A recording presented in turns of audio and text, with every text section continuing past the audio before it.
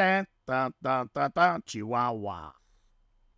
Today's sandwich is a tempeh spinach and tomato sandwich, mostly because I didn't have lettuce on this weird bun that I'm not very happy about. Really good. I want to go through a couple of things that I've done in the last 2 weeks or so. The first was that Kling came out, and that was very exciting. And I wanted to test it out and see how far kind of making a film and having people converse would go. So I made this. I always hoped that one day it would all make sense, you know? The pieces would all line up. But it's not really that kind of game. What kind of game is it? Hell if I know. I just know that when you see something you want, you go for it. But if you don't know what you want? You'll know when you know. That's how the game goes.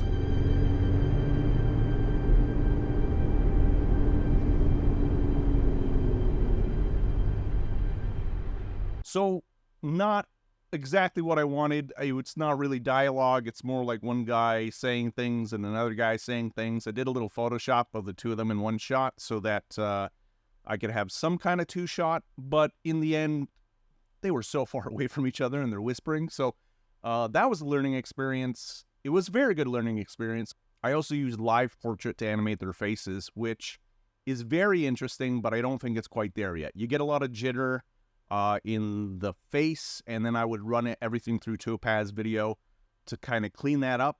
But in the process of cleaning up the jitters of the head, I would also lose the lip sync, because Topaz would just look at the lips and say, oh, that's not supposed to be shaking. I'm going to eliminate that. After that was done, a friend said that his brother had a little company and wanted to make an advertisement for it, and this is what they wanted. So could I make this? And I thought, there's no way I'm going to get the specifics of what they wanted. But with a little Photoshop and Kling, this is what we came up with.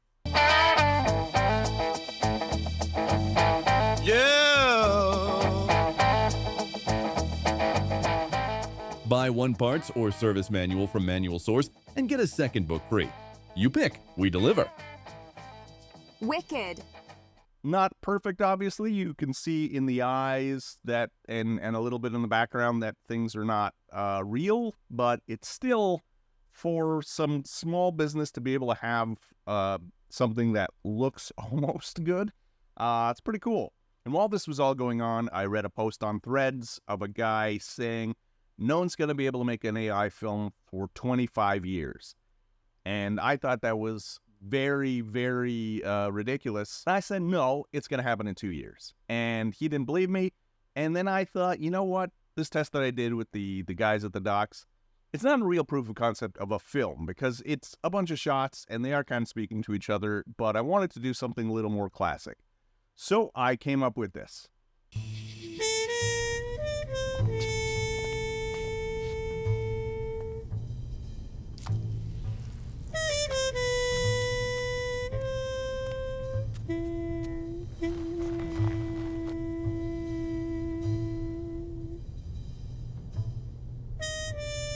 I just talked to Van Dyke.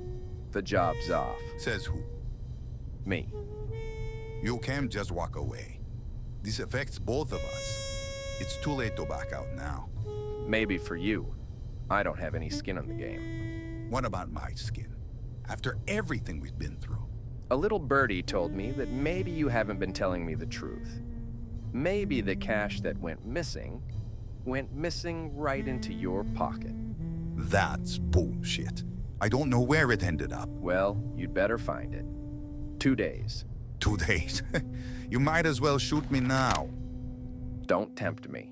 So that took me about a day and a half. I'm going to say about $60 USD worth of subscriptions. This is Midjourney to generate the images, Kling and Runway to do the video portion of it, Runway again to do the lip sync.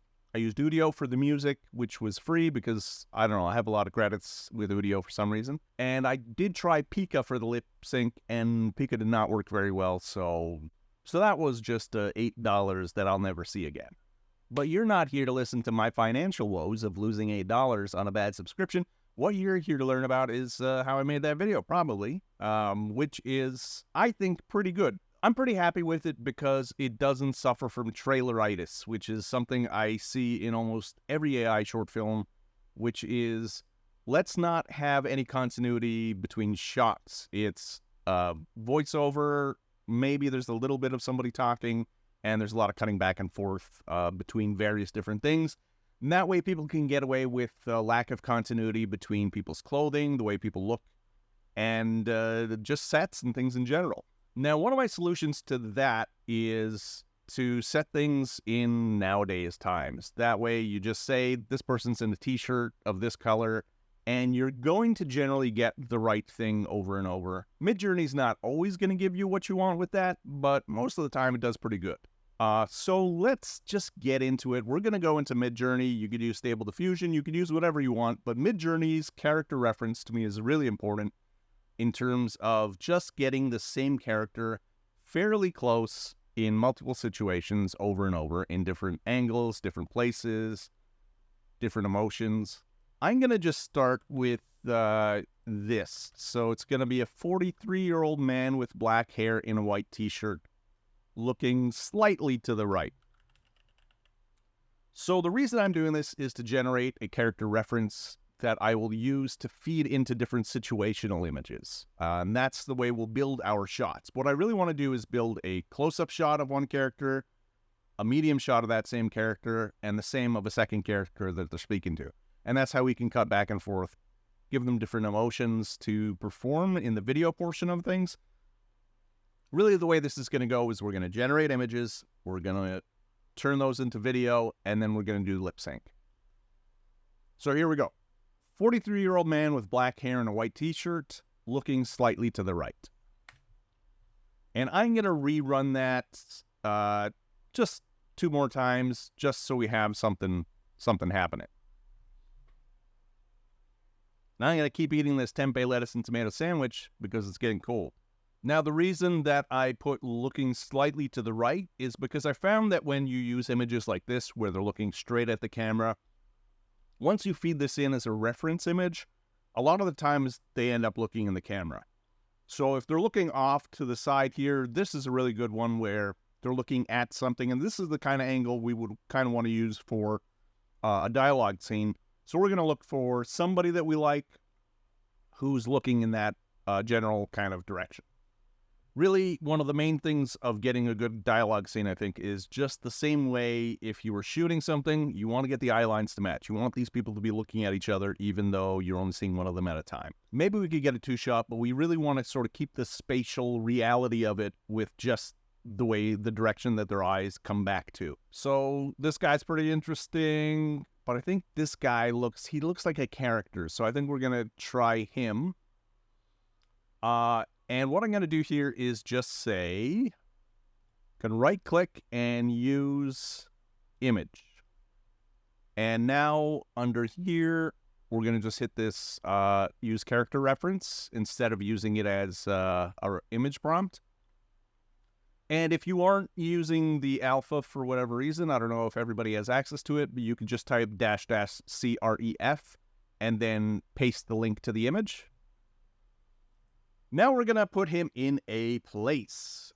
So I've got this prompt, which is very similar to what I was using on that little 2-day short film. And that's a straight-on view, close-up. Man sits at the counter of an old diner. I used Old Tavern for the other one. And I always have been putting, for any kind of filmic stuff, I put f4 35mm lens, and then some kind of lighting and time of day. The reason I'm doing this 45mm, 35mm for f4 35mm lens is because I think it might help. I don't know. It's gotten me pretty cinematic images to have this, so I just have stuck with it over 3 versions of Midjourney at this point. We're also going to generate that a couple of times. Okay, so we got some images here, and a lot of these are not at all what we wanted. They've got a good mood and a good atmosphere. He looks great and very similar in all of them, but other than maybe this one, we can't really use much for dialogue, and he looks really worn out there. We're going to just try this again. I'm going to just take away the straight on view. I want to see what happens if we give it less. All of this just comes down to prompting, changing your prompt, reprompting, changing it again until something works. It's all a slot machine, all of this, especially when it comes to the video stuff, because whereas with a Midjourney subscription or if you're using Stable Diffusion on your own computer, you can pull that handle as many times as you want and keep getting results.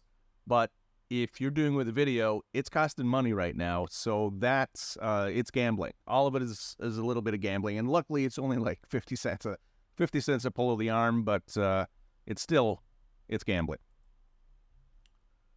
Okay, so these are looking better, to not say straight on view. This one is really nice. I don't like that there's black bars here at the top and bottom, but we could always repaint that. This one is also good, but I don't like the lighting so much there.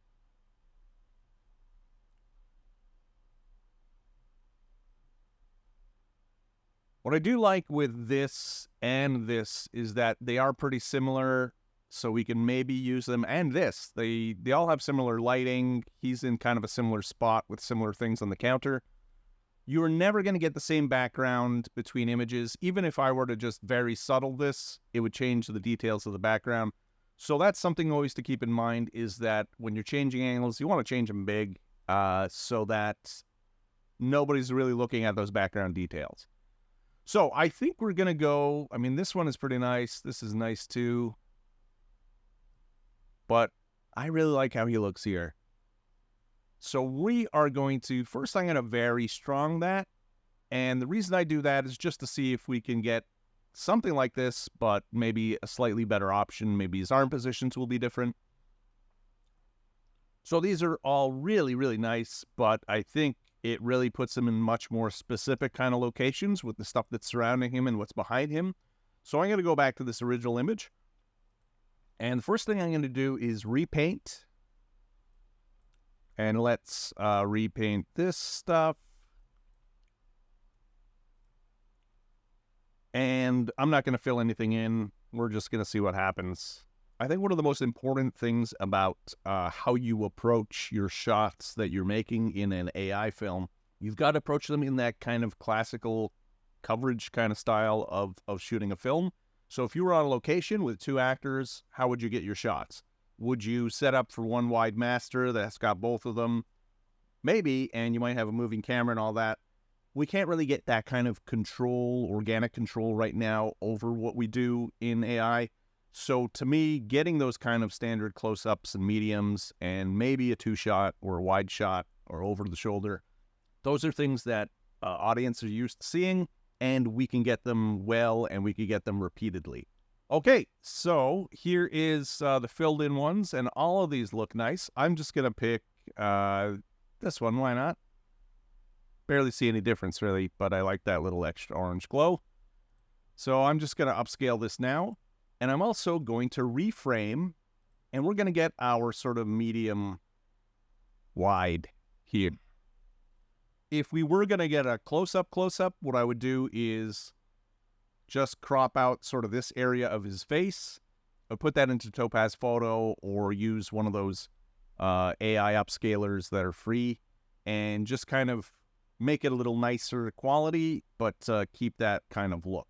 So while that's going on, we're going to take our original prompt here, and we're going to say 43-year-old man with black hair. No, we're going to change this to a blue t-shirt. We're going to say 43-year-old woman with brown hair.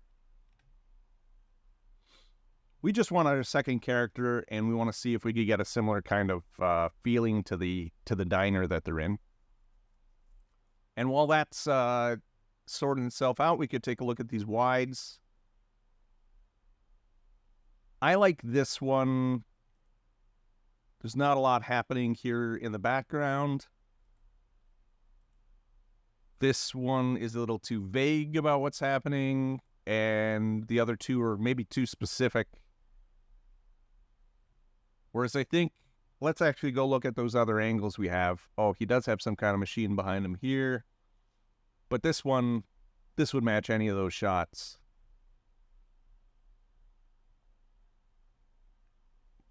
Okay, so we have some options. I'm going to give us, they look fairly similar, but we'll see if we get some other options. So yeah, with this one, I'm going to, it's too weird. I'm going to upscale this guy.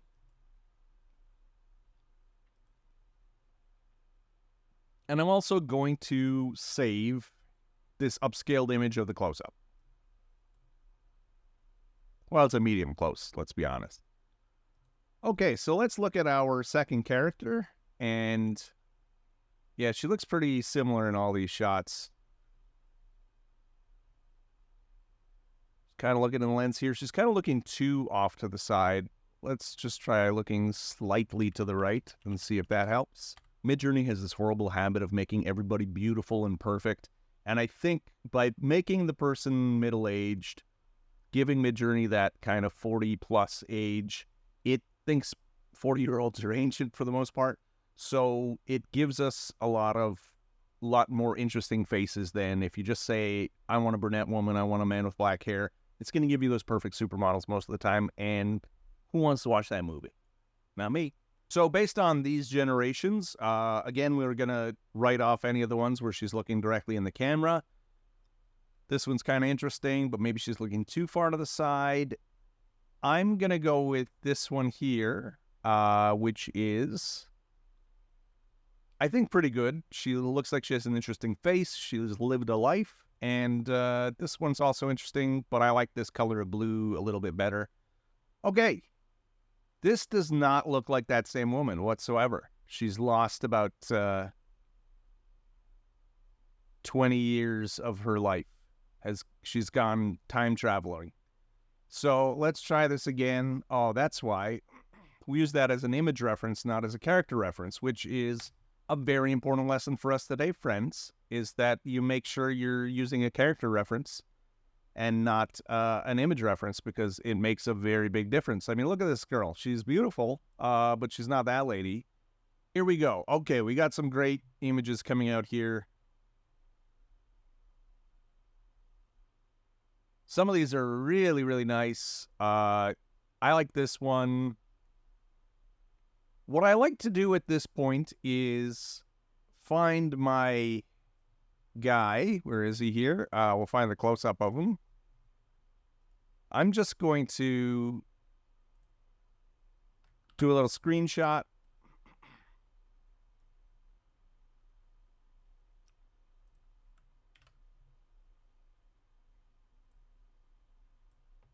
I want to put him side by side with these other shots to see what would fit. So we want to see if we can get a cooler background, maybe. This is a nice cool background. Do these go together? Yeah, I think so.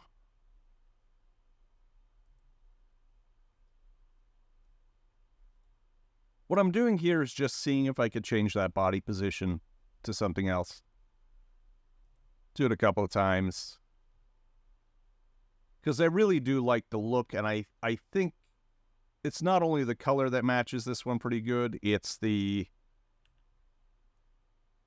lighting, the mood. It's just everything here really would work well. So let's see if that works by repainting.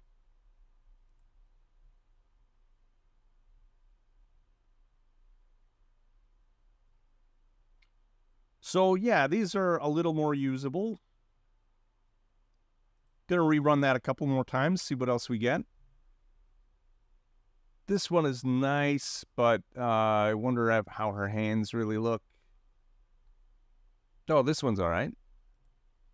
Laying flat. That's nice. So we're gonna upscale this one. We're also gonna reframe it to... I'm going to do 2 of these. I want to do a 1.5 because I think it's going to better match this angle. It's a little close here. I think we'd really run into some problems with this wall being so close to her, but I think for the for this kind of test, it doesn't really matter so much. I'm going to go with this one because it's a little less distinct here. Let's upscale this guy. Kling and Runway are both really great, but they have very different options, and you get very different results. Generally, when I was doing things in Kling for the other one, I would just have a prompt of man talking calmly, and distortion, disfigurement, camera movement as a negative prop. I just didn't want the camera to move. Results were sometimes great, sometimes not. This was a standard mode shot, which is rare to have something this good, I think, without any kind of weird stuff happening, distortion happening. When you're in standard mode, professional mode gives you better results, but I find it also gives you less movement. It seems like it's limiting things to make things better. I also keep the relevance very high over creativity. I've generally kept it around 1 or 0.9. So we're going to just take this same prompt and the same negative prompt, and I'm going to put in our close-up of Carl, medium close. And we're going to pull the lever on that slot machine. While that's going on, I'm also going to do this medium close of Zara, and I'm going to do woman talking calmly. So while that's happening, because Kling is a little bit slower than Runway, I'm going to hop over to Runway, and let's, we're going to upload our images here. Going to do fairly similar things, so we'll use Carl here. And the difference in my prompt here is in all these examples, you look at it, it'll always say like cinematic view as the first thing, first person view, so it's designating the shot immediately. So what I'm going to say is steady shot, again, because I don't want the camera moving. If I did want the camera moving, I would say tracking shot or follow shot, something of that nature. And then I'm going to just say man talking calmly. Steady shot, the man talks calmly is what I had for almost most of the things. I might change calmly to angry or happy, depending on what I need.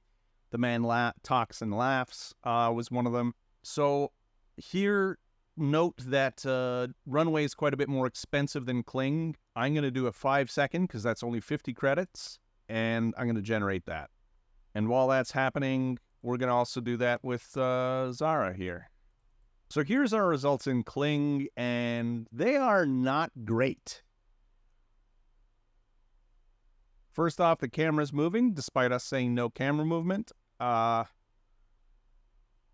her eyes are a mess. See what our gentleman's got going on.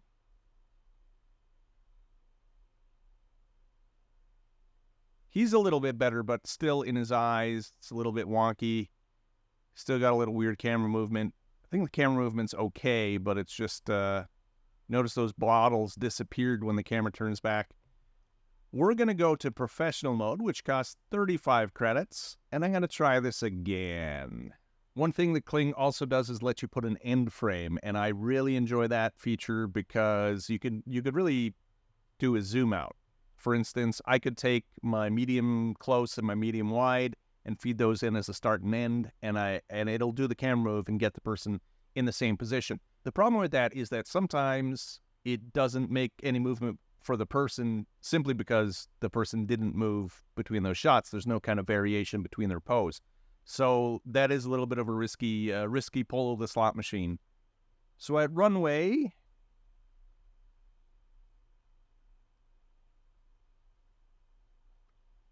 this works pretty well, except this does kind of look like cars are in the building with them. We're going to generate another one just to see what else we get.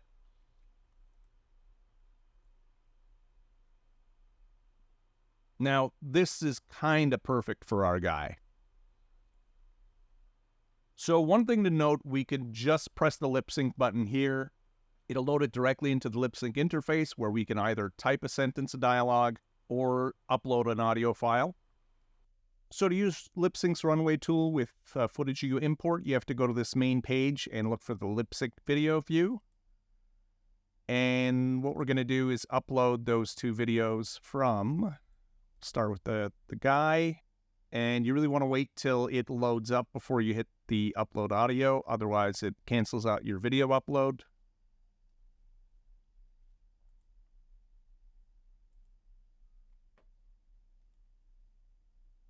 So this is something that happens sometimes, and that it's his face turns a little bit too far to the side, so it's just unusable. And there's not much we could do in a case like that other than generate a new clip and hope it doesn't happen there. And that's another of these gambles that you're doing at the moment. So just for an establishing shot, I've done exterior of an old Los Angeles diner, neon sign, Charlie's, and the same f4 35mm lens, moody lighting, night.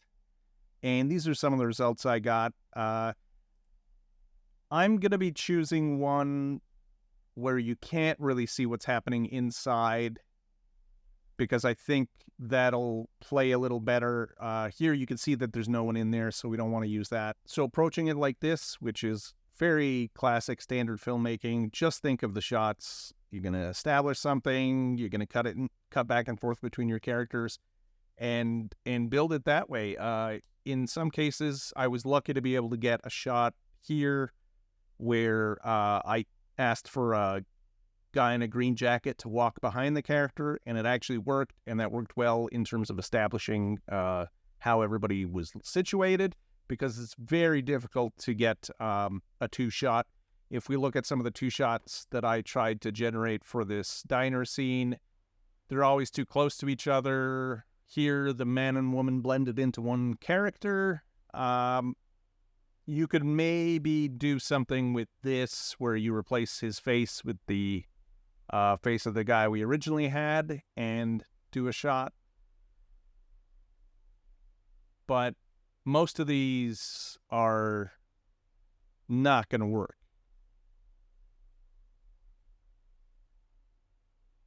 So I would suggest for a 2-shot, if you want to Photoshop 2 people in a situation, that might work a little better. So I just started prompting them alone. So here's one that's kind of nice. You see some of the problems you get, heads turning to the side. And here her head is turned almost all the way around most of the time. But we got one good one here, so I'm going to very strong that and see what comes out.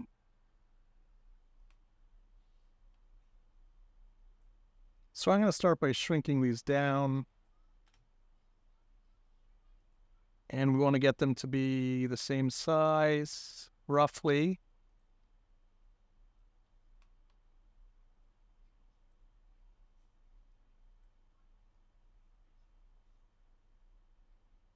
And really want to line up this counter. So let's say that there's one seat between them. So I'm just going to select all this white space at the top and bottom. And I'm going to make sure to get the bottom of the top of the chair here, just to see if we can get matching stools or no stools at all. And I'm also going to grab this middle portion. And the reason I'm doing that is we want Photoshop to do the blending work for us to get these 2 scenes to work together. And it might work, it might not. We'll see how it goes. And click the generative fill, and I'm just going to leave that blank and see what it comes up with. So there we go. That's a little messy up at the top. Let's see what our other options are.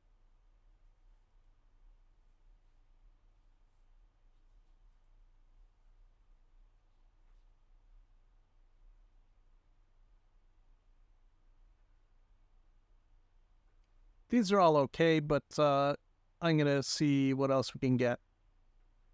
And we might just select this area at the top and prompt that on its own. This actually works quite well. This looks like some kind of coffee machine. The blend here is really nice. Even though this kind of blends into nothing, I think that's okay for what this shot is. What's our other options here? So I think we're going to go with this one.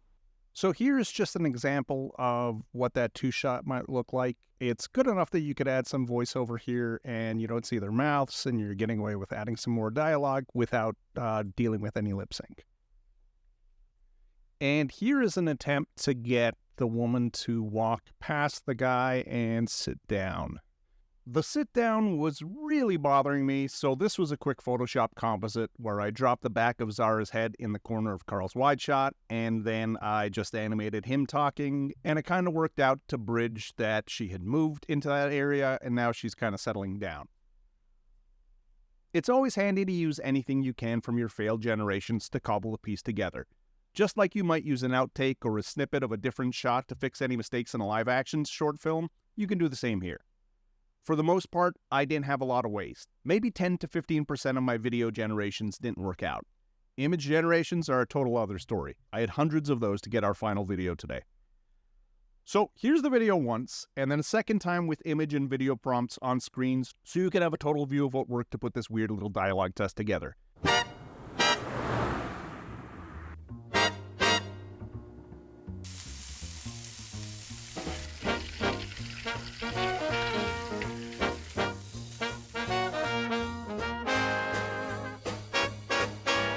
See you next time.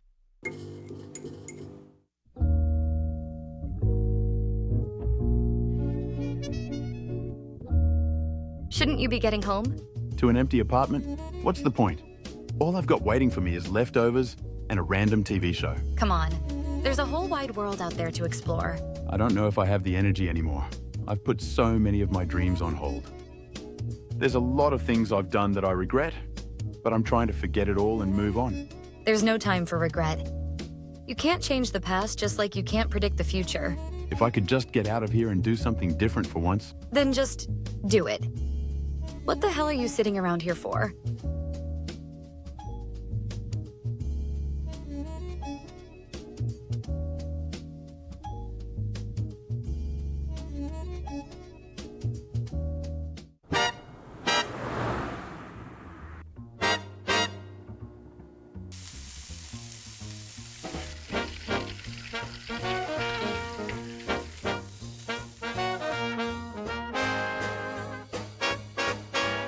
See you next time.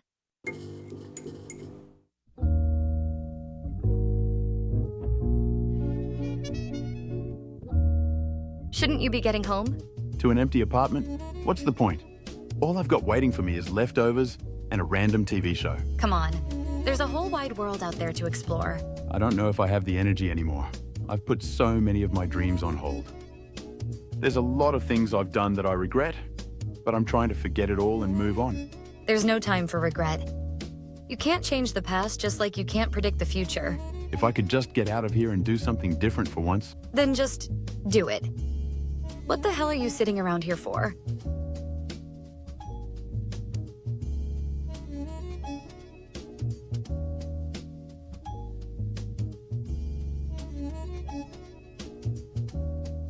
I really think the weak point in a lot of this stuff right now is performances. So if you can get good actors to do the voiceovers, or if you could get them to just record a video locked off of them saying the dialogue and their face, then you can use live portrait to kind of animate it.